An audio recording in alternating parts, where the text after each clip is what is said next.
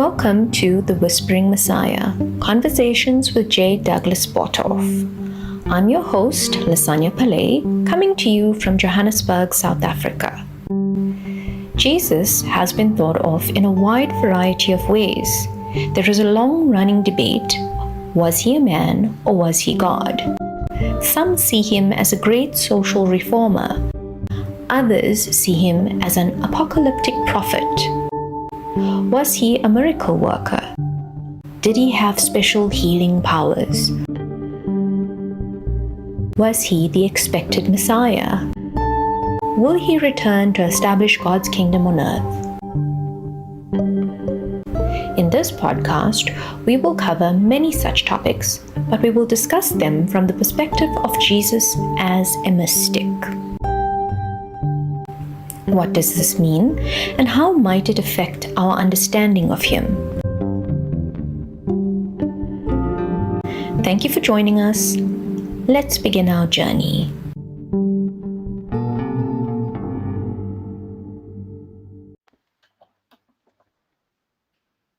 Good morning, Lasanya from Colorado.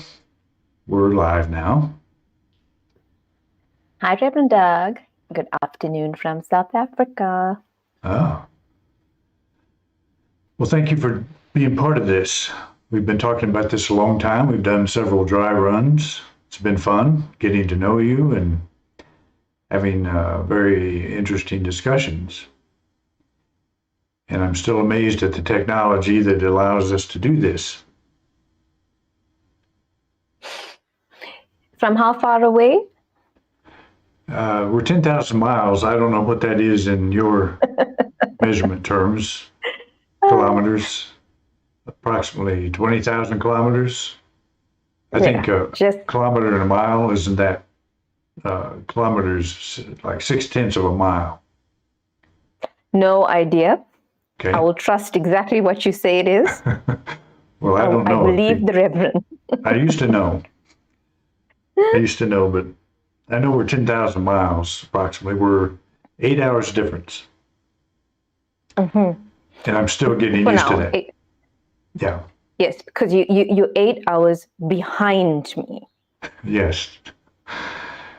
But since we like to speak in symbolism and metaphysics, there's a deeper meaning to that, and we'll get to that at some point, I'm sure, in our discussion. But nobody knows yet, from my end of things, who you are and why you might be here. And I think people would like to know. That's usually the first question people ask me when they say, how did you get hooked up with a South African woman? So what would you say? What will you say? And tell us the truth now. Ooh, I'm allowed to tell the truth. Okay. So this is going back maybe about a year and a half ago or so. Yeah. Probably.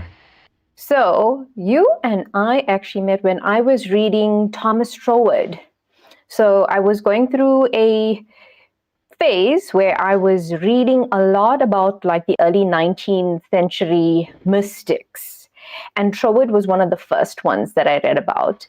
And while I was immersed in his texts, you happened to be doing a video on the manifestation process. That's how I found you. I actually wasn't looking for you. I was looking for Troward.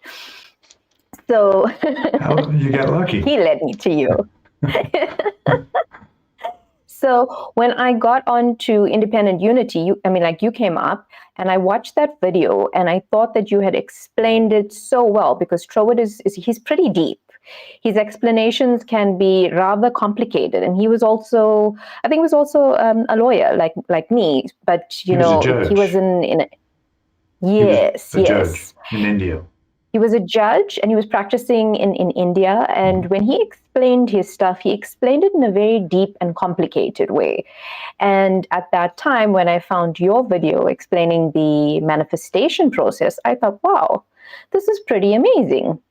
you broke it down really in simple terms.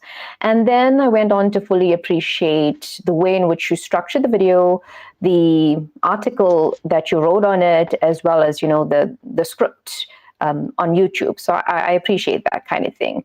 And I went on to look at a couple of other videos of yours, and I think I did your 12-step 12-step process to spiritual growth or spiritual progress. Yeah. And I'd had quite a few finds about myself during that process. And I came to a moment like a number of months later where I just thought, I need to thank this guy for, helping me out. And I made quite a bit of developments through your video. And I started out with Sherwood, but in listening to each of your other videos, I found Joel Goldsmith, I found Vivian May Williams, I found Lillian DeWaters.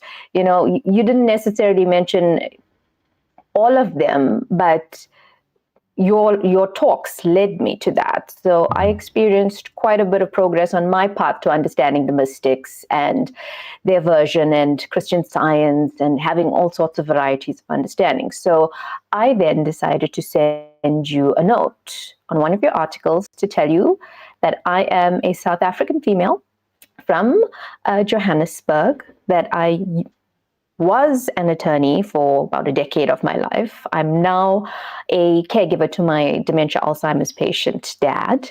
And this has actually helped me a great deal in making the transition between all of these roles. And when I sent you that very well-written comment, it was. Yes, because I had full appreciation for quite a few things in the way you laid out your information. And then you responded. And when you responded, we had a back and forth. You let me read the book, and you indicated that you enjoy having a bit of conversation around your book. So I went back and said to my best friend, oh my word, I'm so used to talking to the dead authors. I actually have, and now I have a live one. Do you need a second opinion? This one talks back to me. So Yes. that began the story of Reverend Doug and Lasagna. Yeah, interesting that your background is you're an attorney. What made you get out of that? Is it just your father's care, putting your full attention on helping with that? Or did you lose interest in being an attorney? Well, it wasn't resonating with me at a certain point. I don't think I aimed to get out of being an attorney. At the time, I was needing to exit the corporate environment. I knew that it was depleting me and it was no longer where I was supposed to be. So at that stage, it was way before my dad was even ill, about 2 years before he was ill. That's when I left corporate and went into business. And I was in business for a little while. I still had a little bit of my legal skills, but I was really more open at that stage to doing things on mindfulness and strategizing with small business owners and getting them creative and teaching them how to use their imaginations. So I was starting to veer onto that direction, but it was too soon, I was told by my business coach at that stage. The world isn't ready for it, Lasagna. Go back to doing systems and processes. But you also have the interest in human development, and what do you call your system that you are involved in? It escapes me at this moment. What? You analyze... Oh, human design. Yeah, human design. I love learning about human design and the gene keys. Those are my key areas. Human design, the gene keys, mysticism, understanding diverse religions. My family's pretty mixed. I'm raised Hindu, but by no means am I restricted to that within my family. We've got quite a variety. And then amongst all of my friends and the environment I'm in, I've always taken a keen interest in other cultures, what they do, why they do it, what does it mean. And that's why you and I are always able to have such keen discussions. The reason Christianity has come to the forefront is because my dad is actually a Catholic. And when I received him in this condition, he's non-speaking. But I had learned early in the process that with dementia Alzheimer's, while there's a cognitive decline, there is that does not mean that the spiritual faculty doesn't remain open. So I'd done some research, and there was a lady with the condition, and she was writing about the stages of her personal experience. And in there, she had said the one thing that she had noticed is that while she may be experiencing a cognitive decline, she understood that the spiritual faculty remained changed. So she hoped that no matter how far down the road she went in the condition, she would always be able to attract people toward her that would keep her spirituality alive. She was quite a devout Christian. So when I read that, I realized that I should start reading to my dad. I started reading books, I started playing videos, I started getting more involved in the religion so that I could share it with him. And then that's how it progressed, and it was also a lot easier to understand. It's in English. It resonates a lot more with me on the mysticism side of things.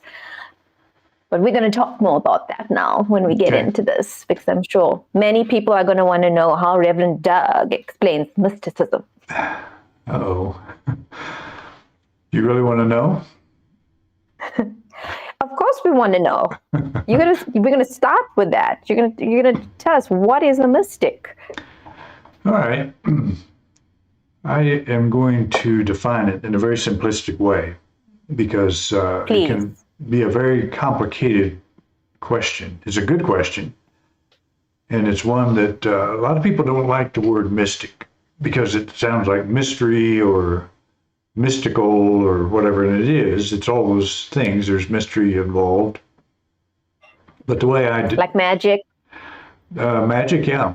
There's people that think they would call, for a person who's trying to trick somebody through magic, they would call them a mystic. And that's one use of the word, but it's not the use that I'm making of it. So in my thinking, it's easiest to approach it by thinking of three things: the nature of God, the nature of the individual, and the nature of the relationship between God and the individual. So the mystic would see God not as a being, an old man in the sky, the human type figure, powerful person running the universe. The mystic would see God as an energy field that is omnipresent, everywhere present, equally at the same time. So we all have access to that presence all the time, and the individual, the mystic would say, is an expression of that. It's like the relationship between the ocean and the tide pool. The water in the tide pool is the same as in the ocean, but it's not the ocean. We are not the ocean, but we are expressions of this infinite energy that we call God. And then the relationship between the two is the relationship of oneness. There's no separation between God and ourselves. So that's how I'm using the idea of mysticism, and I think any mystic would understand what I'm saying, in that term, in those terms. And just because we put it into a definition, does not mean we're encompassing it. Mysticism is really an experience. And the mystic, the teacher that is a mystic, is always advocating to the student, to the listener, to the reader, the importance of opening yourself to that infinite presence. And that infinite presence is found within.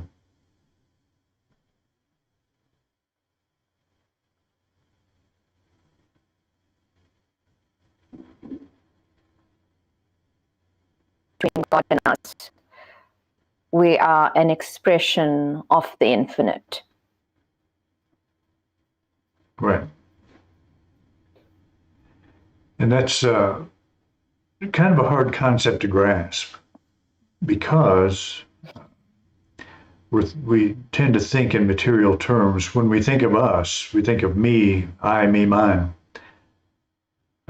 Much of the association that we make is with our physical body, so it looks like we're something separate from God. And then we say, well, if God is here, where?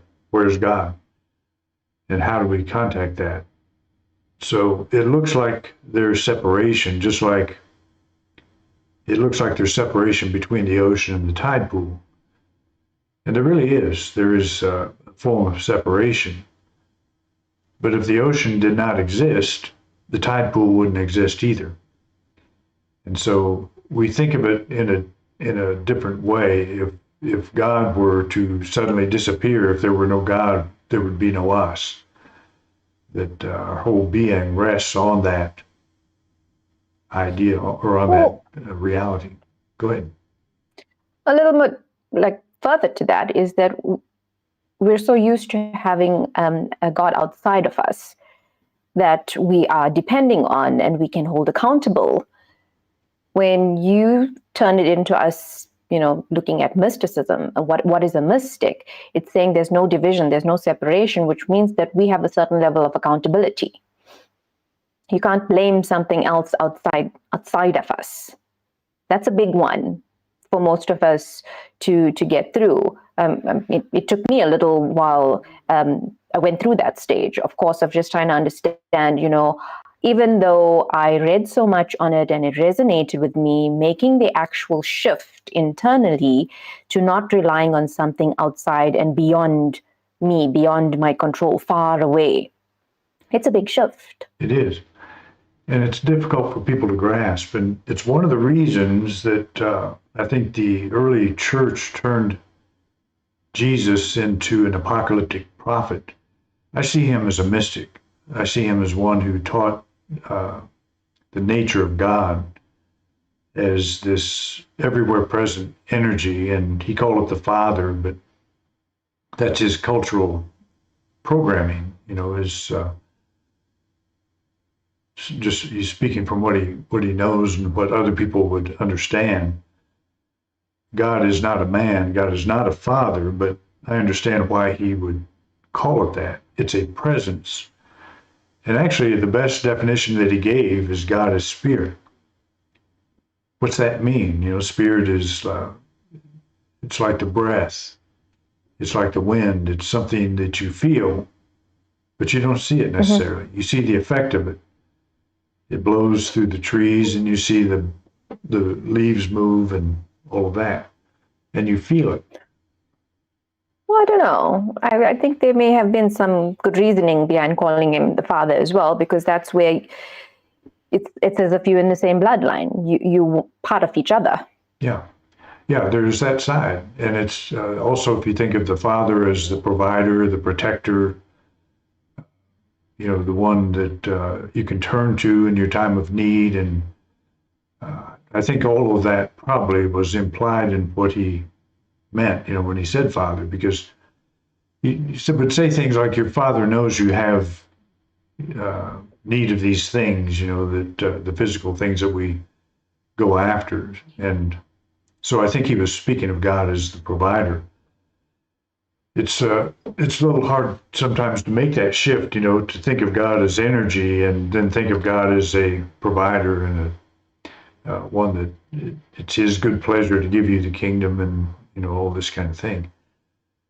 So if you're steeped in that, and all of us are, we have to learn to make that shift if it's going to make sense to us, as a presence rather than a being. Okay, we can put that one on ice somewhere on the side. Okay. Let that one settle in and say, why do you think Jesus was a mystic? Why are you associating him with being a mystic? One of the statements that he made, well, there's several statements that he made that lead me to believe this.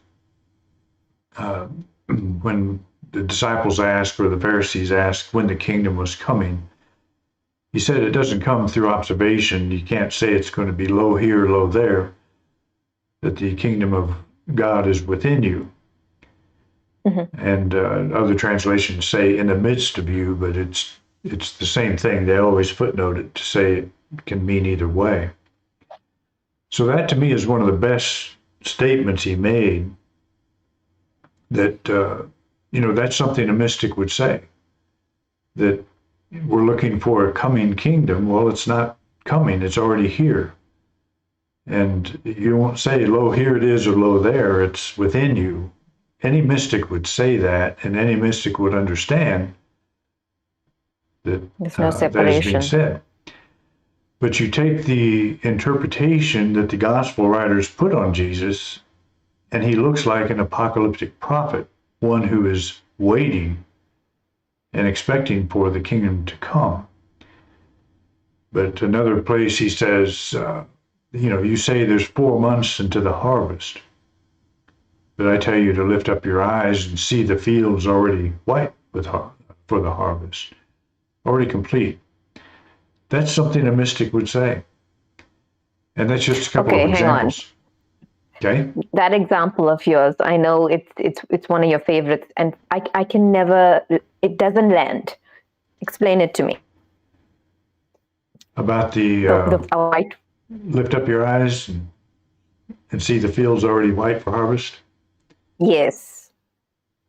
Well, the gospel writers treat the harvest as the end of days, the end times. The time of the kingdom will come. There will be destruction of the present world, and the kingdom will be established. And so Jesus is kind of using that. He's saying, you say there's 4 months. We're talking time. 4 months from now, the harvest will come. And he's saying, no, it's already here. Lift up your eyes. He's not talking about looking up to the sky. He's talking about lifting up your spiritual awareness, your intuitive eyes. Oh. And beholding this omnipresence of God is already here. The kingdom is within you. It's not coming, it's already present. And so the traditional way of thinking of the kingdom is like the 4 months. In 4 months, it'll be here 4 years, 4,000 years, or whatever. It's put in time, and it's linear. It'll come someday. The mystic says, no, that's not true. It's here now. Lift up your eyes, or tune into this from the spiritual perspective, and you'll see a different way. I think most of the people that listened to him probably did not understand that, probably didn't get it. I think most people that listen to me don't get it. I think... well, we need to use an example. We have to use a life example. When you explained, when we had a deep discussion around kingdom, remember when I told you about the time I spent 5.5 hours in the Home Affairs Department to collect my passport? Mm-hmm. And I sat in a queue for 5.5 hours, and I saw quite a few miserable people all around me. And there came a point where, I'd already expected I'm going to be a little while. So I took my videos, and then I ended up in some conversation, very interesting conversation with people around me. Well, there was a guy right next to me that had quite a bit of conversation. He was an atheist, and he ended up talking to me about religion.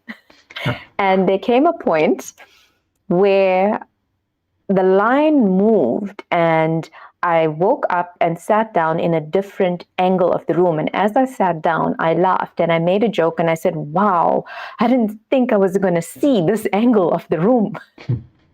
And everybody around me laughed, even though they were complete strangers. But in that moment, I realized when I said to you is that this could be a very horrid experience.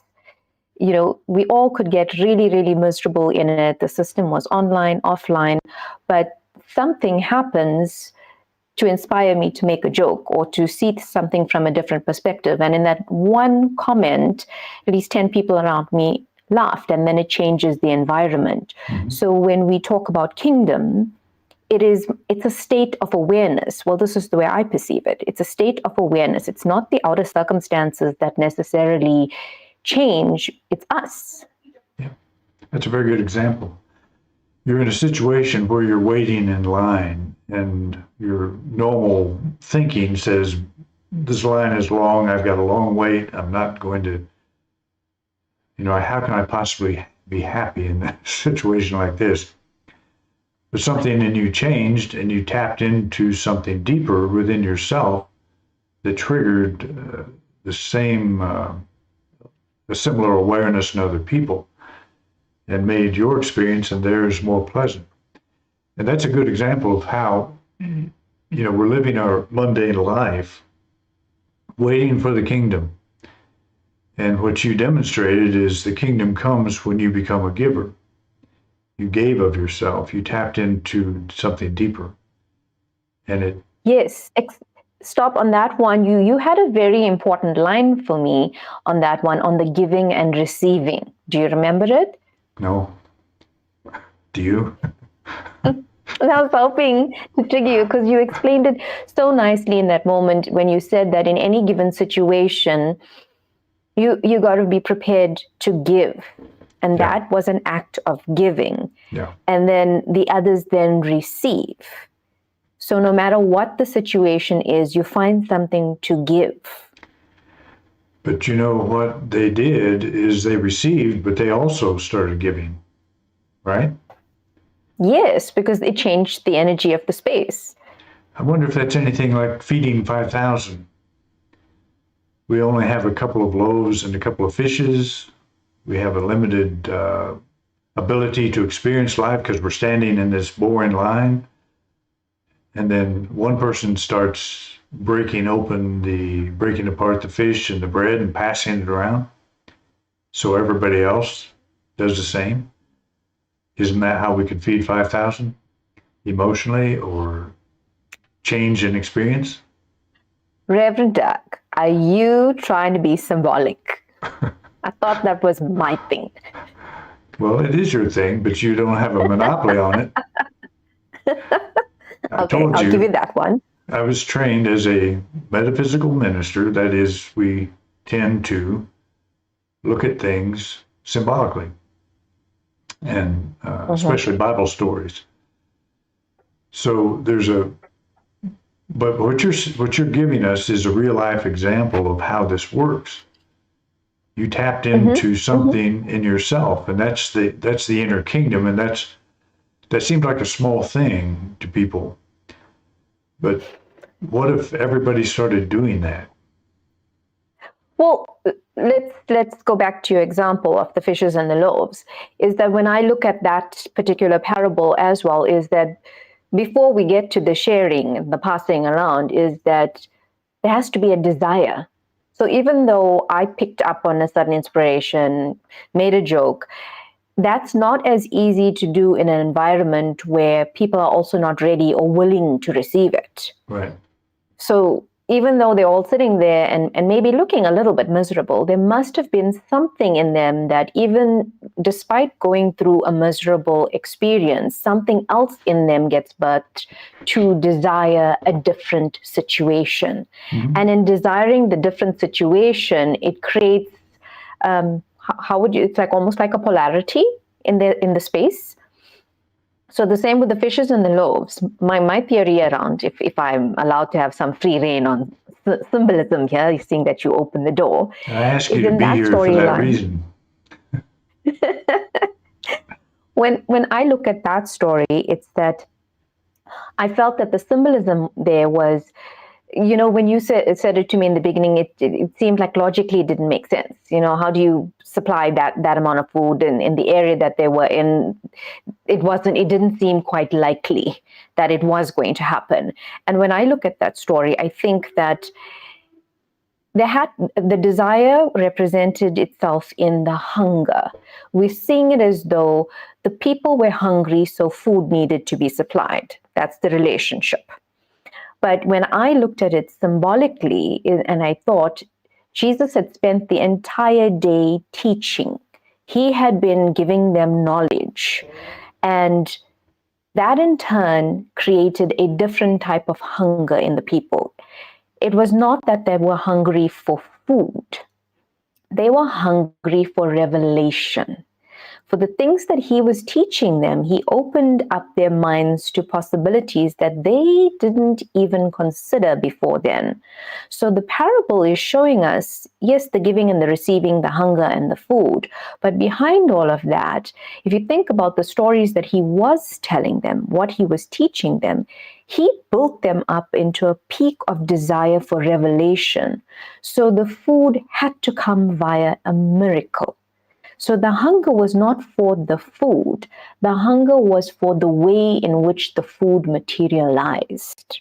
That's how I saw the symbolism of that. Mm-hmm. Now tell me I'm trying to talk about magic. No, you're talking about you're describing the experience of you standing in line waiting to get your passport.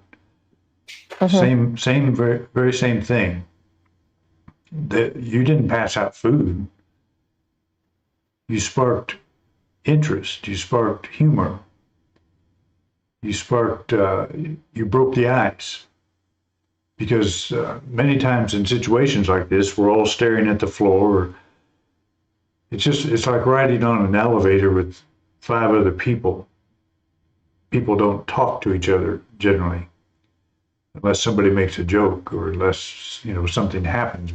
There's something about the elevator experience that we all shut off. I can't be happy having this, and so we act as if that's not possible. Well, same with standing in line waiting for your passport. 5 hours, that's a long time. How could anybody possibly be happy standing in line waiting to get their passport done for 5 hours? But Well, they could. Well, that's what you said. Alongside the misery, like right next to a contrasting experience, is the desire for something different. And that's all that's actually necessary, is just to want something different, even if you don't know what it is. But that focus goes, and in doing that, moving that focus to, I want something other than what I have here, as opposed to, I hate this is horrible, how did I end up here, why am I here, what is wrong with all of these people? You could be in that mode. Or it may just be, it's opening a door to, I want something different. Yeah. All this is doing is showing me that I want something different. That's enough to also spark the room. Like, it didn't have to start with me. There could have been a majority of people who were just feeling that way. So all they did was leave the door open for me. Well, you just described the apocalyptic mindset. People living their life saying how horrible things are, how corrupt everything is. I can't be happy in this. There has to be a change. And the apocalyptic thinker says only God can do this, so we need divine intervention. Well, Jesus comes along as a mystic, and he says, no, that's not true. You can learn to change your mind and have a new experience right where you are. And he was speaking to the woman at the well, the Samaritan woman at the well. She was drawing water, and that was a daily task. Maybe several times a day she had to do this, and he talked about giving her living water. She said, well, give me some of that so I don't have to come here all the time. She did not realize she was talking to a person who had a vision for her and for himself, that said, we can tap into something bigger even while we're drawing water, even while we're doing our daily chores. So he did not say we have to wait for the kingdom to come. I think that some of the writers, the gospel writers, had him say that because that was their belief, not his. And when we strip away their opinions or their narrative around him, then we find this mystic was saying, the kingdom is here. It's spread out upon the earth and people do not see it. That's from the Gospel of Thomas, which is not in the Bible, but it should be, I think. Well, why did you maybe go just a few steps back and, because you went by it really fast, just explain what is an apocalyptic prophet?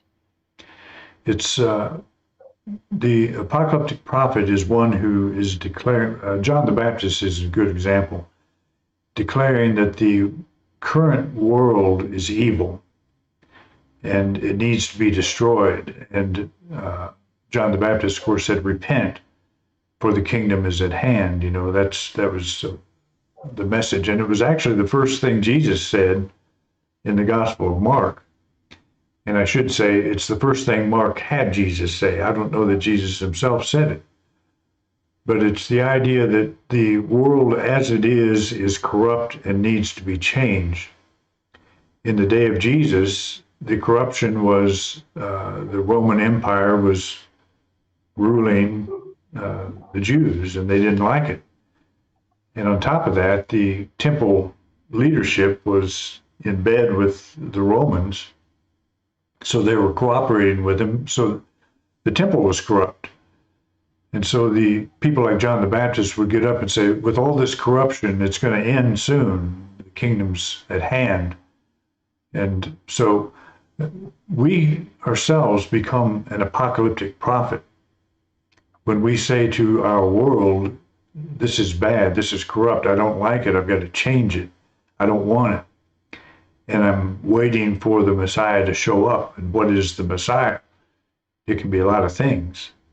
It can be, a raise. It could be a change in jobs. It could be a marriage. It could be a ending a marriage. It could be something that's going to happen that will make me happy.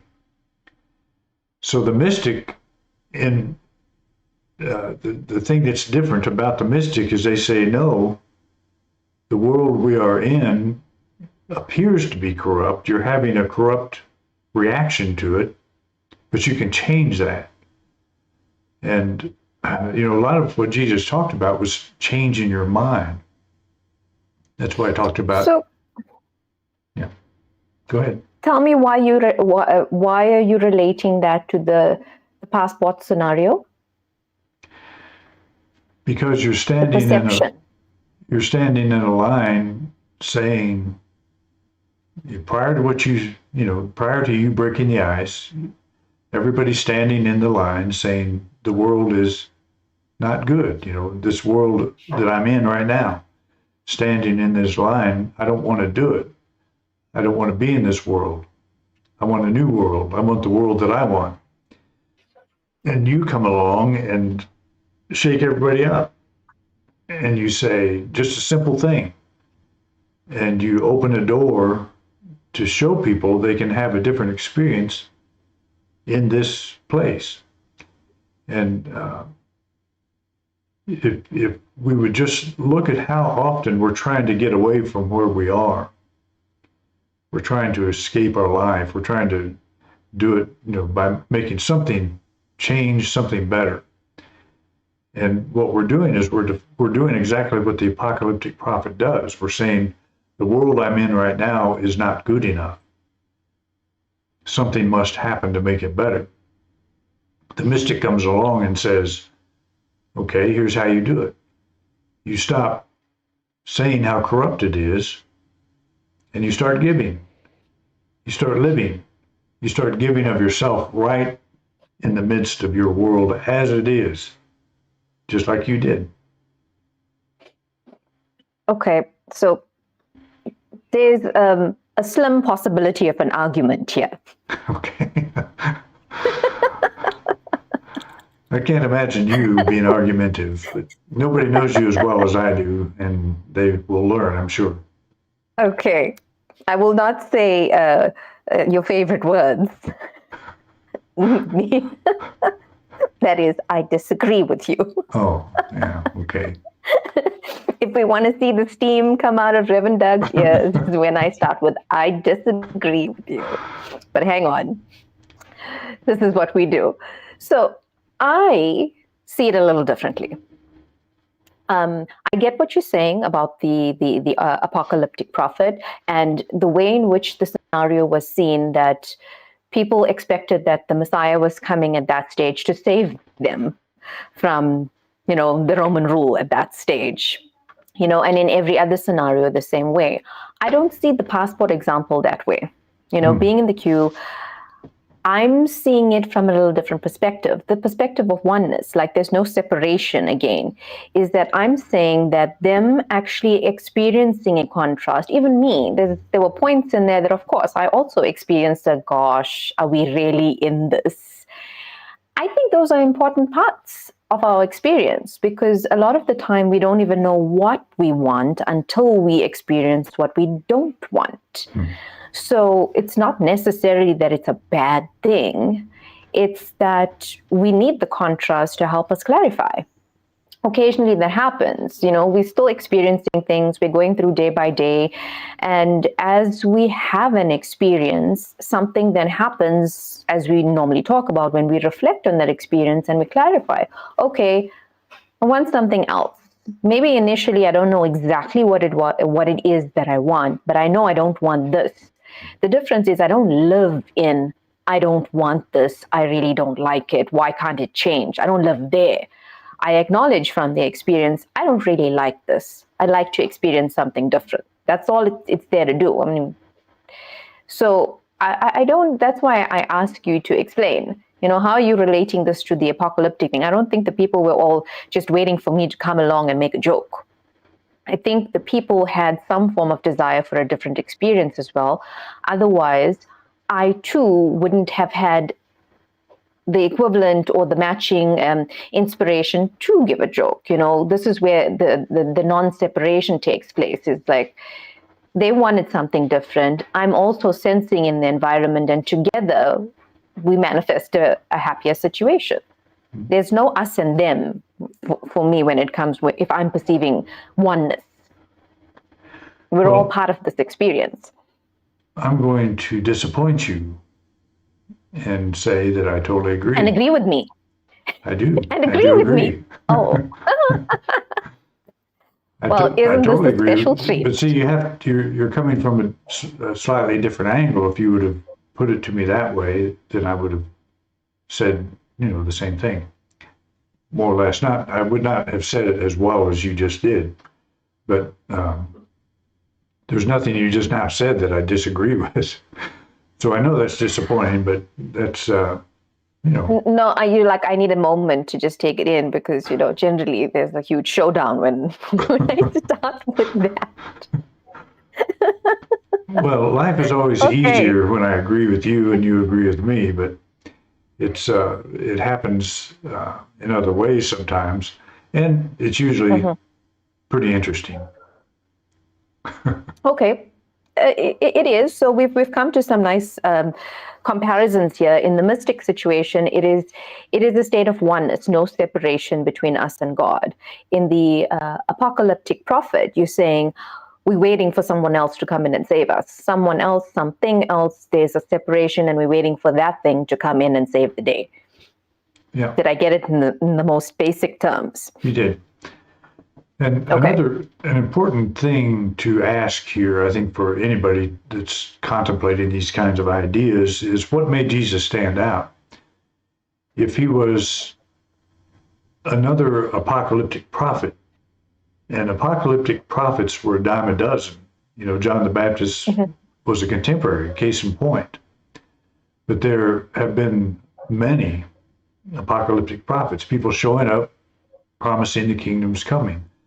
So why would they latch on somebody like Jesus and make this big, larger-than-life icon out of him?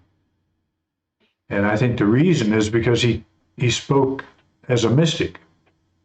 He gave a whole new understanding of the kingdom of God. He gave a whole new understanding of the nature of God, a whole new understanding of the nature of the individual, and the relationship of oneness to God, because the Jew of his day did not believe they were one with God. They did not think in those terms. If you want to contact God, you send the high priest once a year into the inner sanctum of the temple, the Holy of Holies, and that priest will intervene or will intercede for you. And so the idea of oneness with God was not thought of in this way. So the mystic comes along and says, the kingdom of God is within you. That means all possibility is within you. If you're a paralytic laying by a pool of Bethesda for 38 years, the kingdom of God in you means you could walk right now. If you really want to tap into that, if you really believe that that's possible. So I think initially people were probably very excited about his message of saying it's all here and you can do something to make your life better. You can tap into this larger, deeper reality instead of just accept your fate, that you were born into. So let me ask another question here. We've been talking about us in relation to God. What about the other perspective then? Well, the other angle, who are we in relation to Jesus? He was a man. He was a human being. The picture that we have been given of Jesus is a creation of the church. And that is a difficult thing for someone to accept that has heard it all their life, that is from day one. You go to Bible school and you hear this, that Jesus is something different from all of us. If he was something different, of what value would he be? If he's a human being that is open to the presence of God as a direct experience and shows that, as he said, the things I do, you can do also and greater things. He's saying it right there. It's like, I'm not different.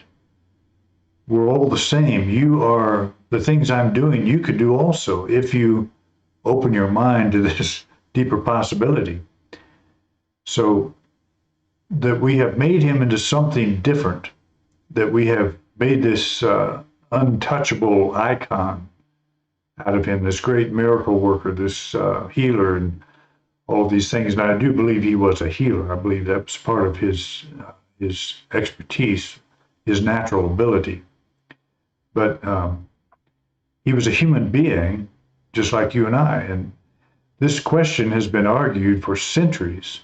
Was he God? Was he a man? Was he both? What was he?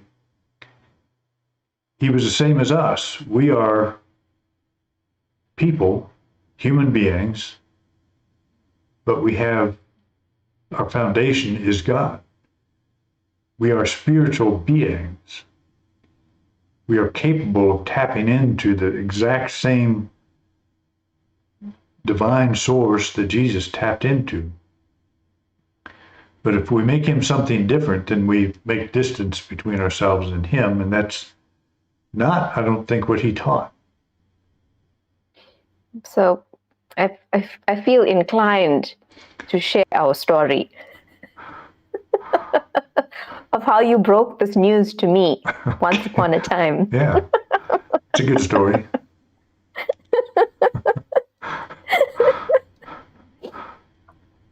This was when we had, this was when we had the 9-hour time gap between us.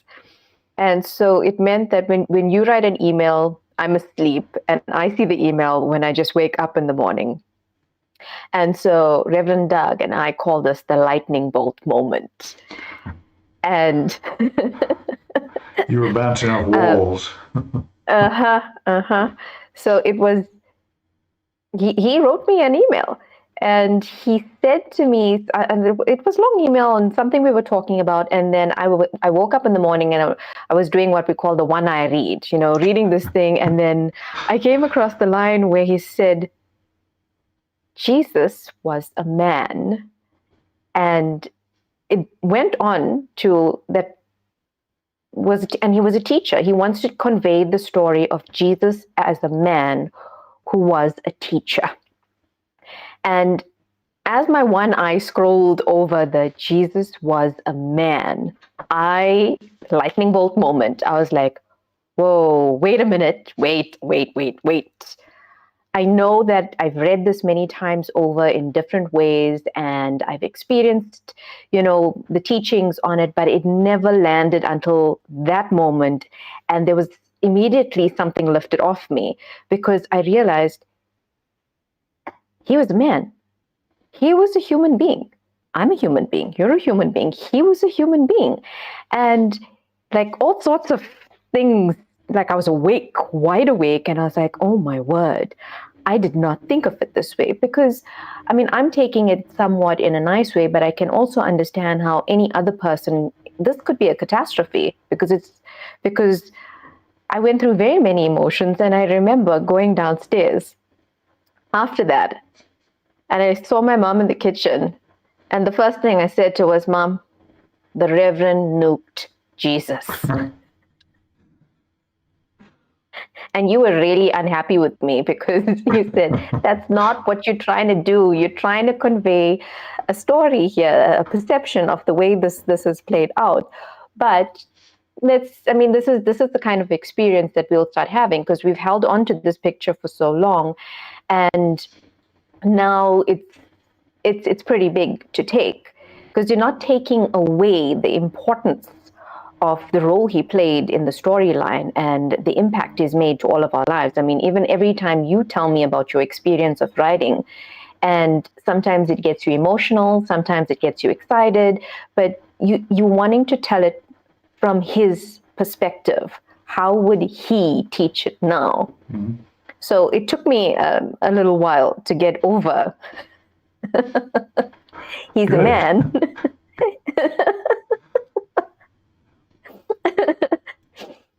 Well, but each time the topic comes up, even when you're going to tell it to someone else, I always say to just go easy on that one. Just go easy on that one. Well, it is difficult for people to grasp that because we're told all of our lives, that he was born of a virgin. That's his father was, divine. But that's interesting too, because I think that's probably the creation of the writers.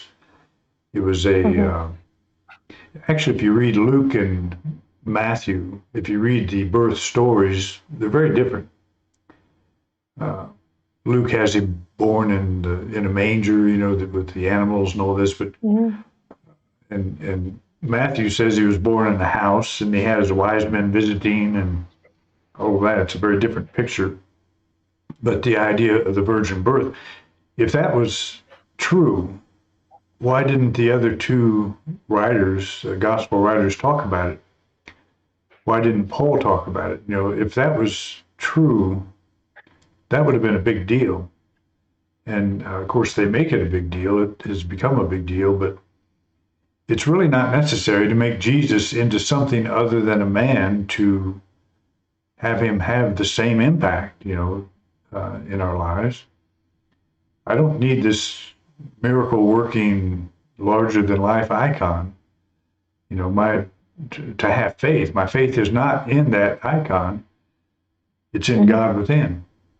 It's in my own experience with God. Well, Reverend Doug, I think this is a good time to now bring in the Whispering Messiah. Why don't you explain that one to us? Why are you calling it the Whispering Messiah?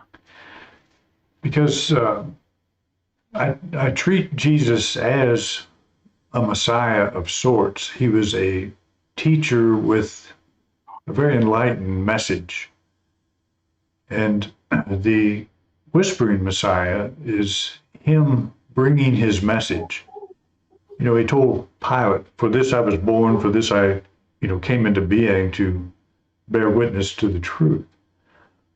And somewhere else he said that this truth will make you free. And I totally get that. So the truth he talked about was God is within you. This kingdom is within you. And that is the truth that sets one free. That's what the Messiah is supposed to do, is help set people free. So the Whispering Messiah idea is that the gospel writers have a very loud voice.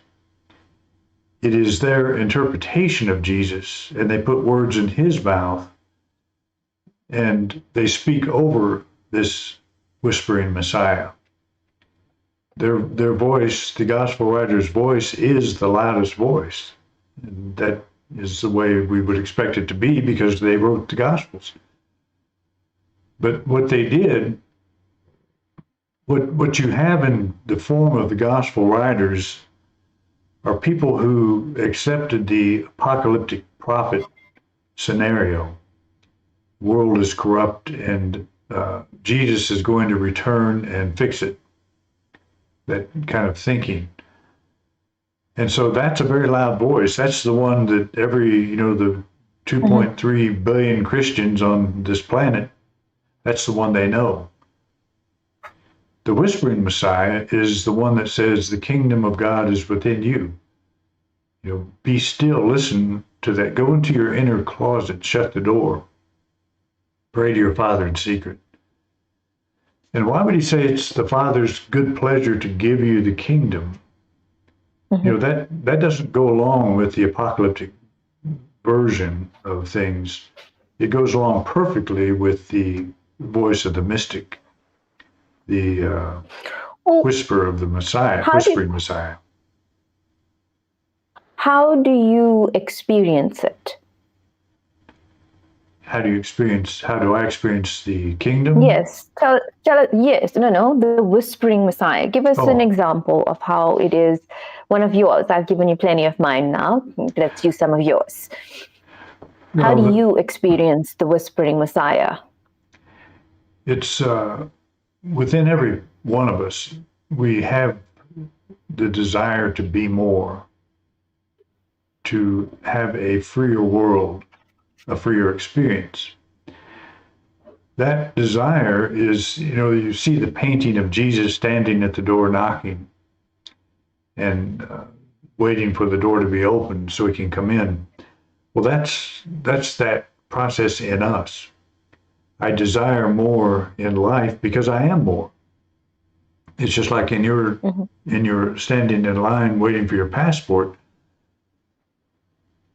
people were desiring more because they knew That's more. That's cheating, Reverend Doug.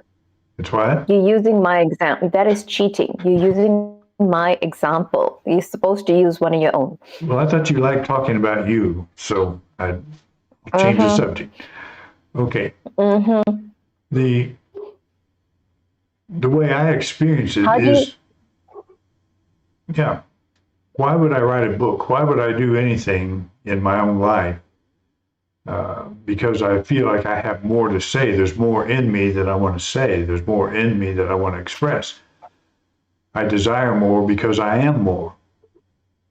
And that's how the whispering Messiah speaks to me. It's a whisper, but it's persistent. It never goes away. There's always that still small voice in us that says there's more to you than you have expressed at this point. And it doesn't mean that to know that makes you unhappy.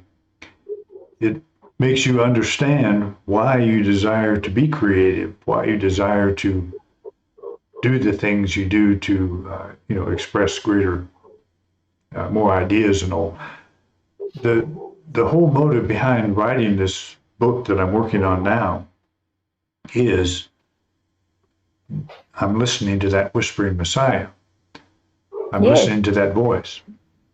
And it's taking me into places that I didn't expect to go. That it's causing me to get to know Jesus, this man, but I'm listening to him as a mystic. And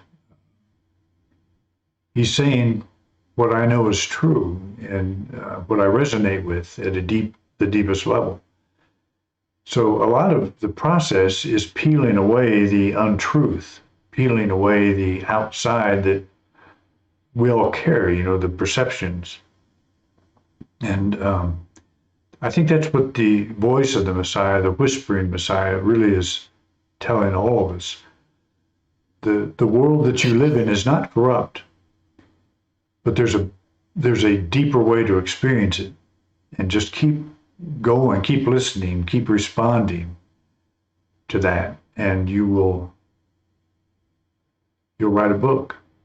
You'll crochet a pair of slippers. You'll do something that really satisfies you, and allows you to express yourself, in more creative ways. Well, like when you tell me about the chapters, when you're writing it in the book, when we have some of our mild disagreements on what it is that's being written about, I find it always really interesting how you really get charged when it's time to peel back the storyline. Something doesn't smell right here, and you get right into it, detail for detail. You got the energy to go through it. And I'm like, what is this man going on about? Why can't you just let this thing go? It's simple. It isn't true. Leave it there. Well, But if it isn't true, what is true? That's the next thing. That's where the lightning comes in. Yes, yes. So when I experience like watching you go through it and the intensity to which your search goes, is that what you're talking about? That for you, it's not draining. It's exciting because you're onto something. You're onto something. This doesn't sound like something that resonates with you, and you want to keep peeling back until you get to this piece of information, this truth, as we're calling it. But how do you know you've got there? How do you know that the version that you are portraying, this is the truth? This is what you need to share. How do you know? Well, I don't, because it never ends. I'm on my 9th book, and with each book, I've tried to give the last word, the final, here's my understanding. And it is at that moment. Every book represents, where I was at that moment. And the one I'm working on now has gone further. It's like space exploration. Where do we get to the end? Where do we get to the point where we can say, this is space, this is outer space, this is the universe? Because for every discovery we make, we raise 1,000 more questions. And the spiritual journey is just like that. The problem with the spiritual journey in a lot of people's minds is religion has intervened, and we do have definite answers. We have doctrine, we have dogma. We have defined outer space, and we say, this is what it is. Well, the open-minded person doesn't buy that. They say, I'm not interested in religion, I'm interested in the spiritual journey. And so the spiritual journey never ends. How do you tap infinity? How do you get to the end of the endless cosmos? You don't. Well, are we aiming for that? Are we trying to get to the end? We're trying to understand where we are. We're trying to understand the environment. We're trying to understand the spiritual nature of this life we live. And the better we understand it, the less we define it. The more we remain open-minded to... I got into unity, and that to me was a profoundly open-minded system of thought. And I still consider that. But I have not stopped there. There's several ideas that I hold today that I would not have held in the past. And one is the picture of Jesus, that we would define him as one who attained the Christ level of consciousness, that is the ultimate oneness with God, and that he's a way shower, showing the rest of us how to do that. Well, I don't think he did do that. I think he was a mystic who had tapped into and experienced that deeper level, but there's no end to it. So you can't have a person that totally encompasses something like this, because it's impossible. Mm-hmm. You have people like him that say it is not possible to encompass the Father. It's not possible to encompass the presence of God. So deal with that. Accept it. But the journey of learning how to experience that will change your life. It'll change the kind of books you write. It'll change the interests that you have in life. It'll change the kinds of people you associate with. It'll change the kinds of books you read. It'll change everything. It'll change maybe the food you eat. But it's there's no stopping. Walt Whitman said something like that. There's no stoppage. It's you arrive at a place and you're welcomed by everybody by hugs and kisses and all that. Pretty soon you say, "Unhand me, I gotta go." It's time to move on. I'm butchering his quote, of course, but that was the idea. I remember that from years ago. But it is, I've always liked it. Just that thought. You arrive at a place and it's not too long before it's time to go. That's the nature. I think that's why we live on a globe. Have you ever? Why? Because when you reach the horizon, what do you see? Do you see the edge of the earth? Or do you see a new horizon? True story. Yeah. So True story. That's earth. That's earth symbolized. We live on a sphere where every time we reach the horizon, we see another horizon. I do that when I drive on a long trip. We just took a 1,000-mile trip for my mother's funeral. And when you're driving across Kansas is very flat and it's very beautiful in its own way, but it's not like Colorado where there's a lot of mountains and a lot of changes. But you look at the horizon that you're driving toward, and it looks, it's a long way away. And I would even try to guess sometimes how many miles is that to that horizon. And sometimes I would get it right and sometimes not. But the point is, when I did get there, you reach that horizon, what do you see? You see another horizon. And that's really the spiritual journey. There's not a place where you attain the Christ or attain a full grasp of the spiritual nature. It's a continual exploration of outer space. There's no end to it.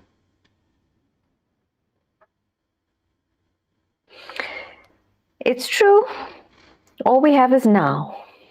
So we agree. It's our lucky day. I wonder if we can't promise this in every episode. I wonder if that would be a good place to bring this to a close today. On agreement. I think so. I think we covered quite a bit. Thanks for that. Yeah. Is that good? Are you good with that? I am good with that. Okay. Well, hang on. We'll talk a little bit afterward. But we're going to close down right now. Thank you for joining us on this new endeavor. If you felt inspired by this type of conversation, please feel free to join our community by liking and subscribing to this channel. You will be notified when new programs are posted. If you'd like to be included on our email list to receive updates on upcoming topics, click the notice in the upper right-hand corner of your screen. For any further communication, Reverend Doug has provided contact information in the description notes below. We say that life is a journey. On behalf of Reverend Doug and myself, Lasanya, we hope that this is one journey that you truly enjoy.